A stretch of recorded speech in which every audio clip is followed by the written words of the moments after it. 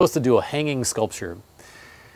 None of us had ever done a hanging sculpture before in our lives, but we were thinking, what would we want? You know, and the thing that I love about being in an airplane is that just that moment when you're flying and you get above the clouds or you're right in the clouds, it's such a beautiful moment. And so the idea of clouds is something that we wanted to work with.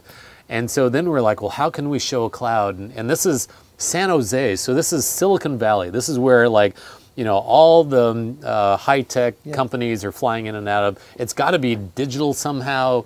But like, if you make something digital, like the next day it's out of, you know, it's too old, right? Like you make a HD screen and 4K comes out tomorrow, and then the next day 8K, and so how are we going to make a digital sculpture that can last for years, right? Let alone not break down. And so we wanted to make this cloud. We found this material is called liquid crystal. And so you, if you have no electricity, it's opaque. But if you add electricity, it becomes transparent. And so it goes back and forth between transparent and opaque. And we thought, oh, this could be really cool. You know, what if we hung thousands of these things and ran, you know, animations through this thing? What if this could become our cloud?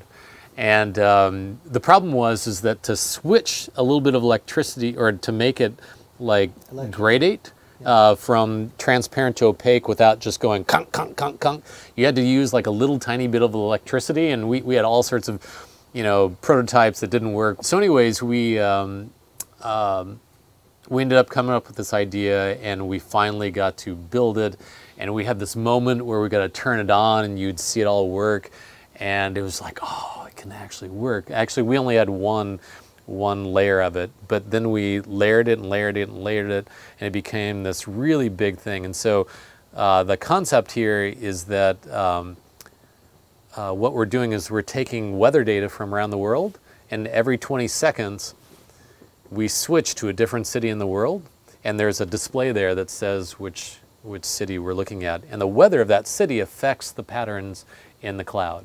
And so if it's raining in Seattle, it'll look like it's raining. If it's windy in, you know, Chicago or someplace, it'll look like it's windy. If it's LA, it usually looks like it's broken because it just, you know, it's just always the same right here. But it's really beautiful. So when you're standing there and you're waiting to get in, you know, take your flight, you can kind of look up your city and you'll be able to see it pop up there every once in a while. And so that was a really, it's like everything worked. You know, the architects were totally on board, the construction workers were on board, the art people were on board. You know, our whole team was all like a unit, that it all just like worked. But eventually we did do another one. This one was at the where was it? It was at the Atlanta airport, and Atlanta was the busiest airport in the world. I don't know what the busiest airport in the world is now with COVID, but it was the busiest airport in the world, and so we wanted to celebrate that. So that was the special thing that we found. And so it's the busiest airport in the world, and so we wanted to activate this thing every time that an airplane landed or took off. And so we got a live data stream of what's going on, of every moment that an airplane is landing or taking off, and each time airplane lands or takes off, it activates one half of the sculpture. And so you'll see this sort of whoosh going through on one side and whoosh going through on the other side. And we were so excited about this piece. This one, Jamie Barlow was part of this one, and Nick Habermas. And unfortunately, once we got there, the airport had put a covering over the area in which we were supposed to have our piece. And so the sun couldn't backlight the liquid crystal, and so all of a sudden you couldn't see them turn on and off. And so we put up this huge piece in the international airport. The airport spent $1 million on it, and you can hardly see anything happening in it. And I was so bummed. It's still there? It's still there. I never tell anybody about it, right? Because I'm so embarrassed. But if you go there at 10 a.m. or like 4:45 p.m. and you stand in the right spot, you can get the footage that I got and it looks spectacular. Okay, but the rest of the time... If you go to the Atlanta airport, you have to be there at 10 a.m. Yes, exactly. So plan accordingly, right? And so that, there are times that things just don't work out, right? And you just kind of have to live with it, and that's what happens. And every project, seems to have a lesson, right? I mean, everything like, okay, I've learned what not to do, what to do. If you look at those last two projects where there are takeaways for you, that were like, okay, this is kind of my takeaway from the eCloud, and here's my, Yeah. Are there some nuggets in there that you like? I mean, like the eCloud is really just getting everyone on board, right? And that was so important for that project because everyone wanted to see it succeed. And some people ask me, well, like, what's a good recipe for success? And I usually say, don't be a jerk. Yeah. Right? And that saved me so many times because people wanted to help, right? They just wanted you to succeed. And if we wouldn't have won everyone over, then the people that are hanging your pieces, or setting up the electricity or the data feed may just not care. I was like, whatever, I don't care about these people. But that was really important. And I remember the beautiful sculpture that you made with sound. I would love to hear more about that. That one has so this is another one of those roller coasters. Yeah. And my friend and I went to this place called Goldstone, and it's run by NASA, and it has these giant antennas, and they're speaking to spacecraft that are at the moon or beyond.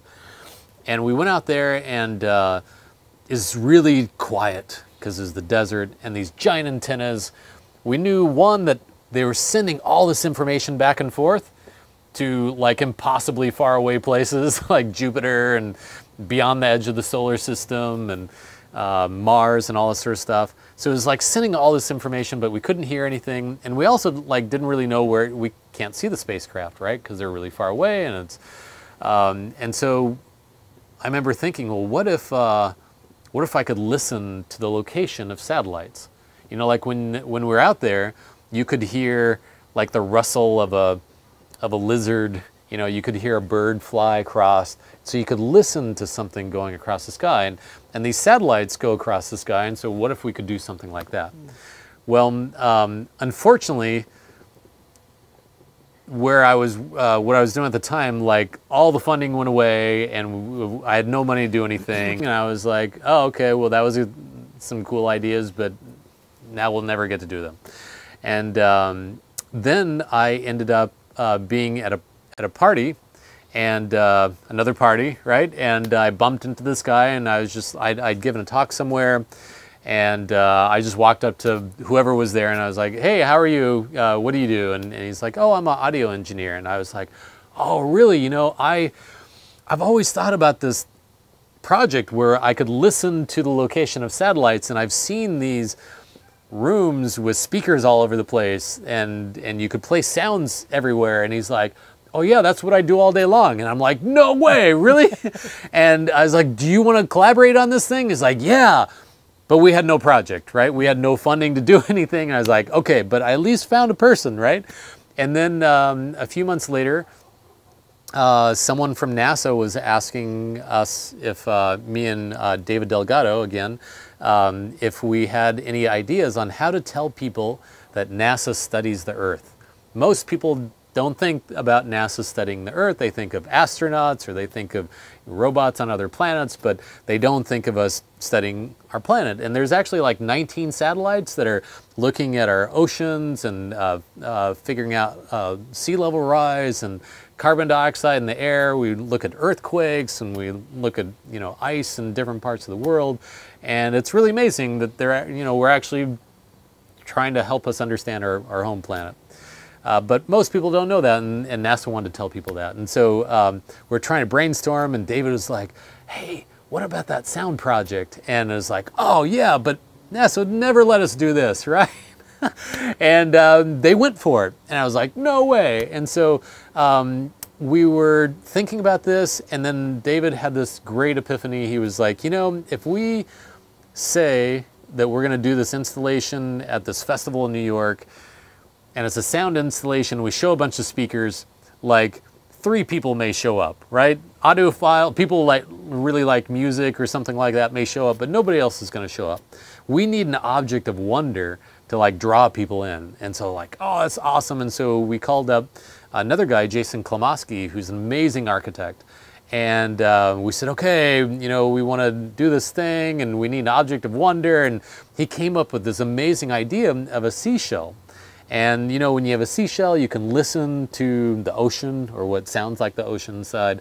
But in this seashell, you're going to listen to satellites that are orbiting the Earth all the time. And so really beautiful. And now it's at the Huntington Gardens, which is nearby. And what happens is that when you stand in the very center of it, you hear sounds all around inside of this piece. And wherever you hear a sound, so if you were to hear a sound right there, that's the exact location of a satellite flying around the Earth, helping us understand, you know, our atmosphere, our land, our oceans, different types of things. And you'll hear another one, hear another one, hear another one. So all day long, they move across the sky, you know, and you can, and Shane Meerbeck was the engineer, but he's also a composer. So he came up with 19 different voices, so different ways to say hello, basically. So each satellite has its own voice. And so all day long, you can listen to the different ones. There's a little iPad that kind of tells you which ones you're listening to at that moment.